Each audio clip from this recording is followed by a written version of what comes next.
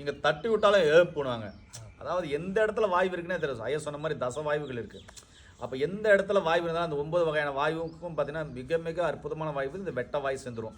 இது எல்லா நாட்டு மருந்துகளும் இல்லை சித்த மருத்துவர்கள் கிடைக்கும். நீங்கள் தாராளமாக வாங்கிக்கலாம். அப்படி கிடைக்காதவங்க ஐயா கிட்ட இருக்கு வாங்கிக்கலாம்.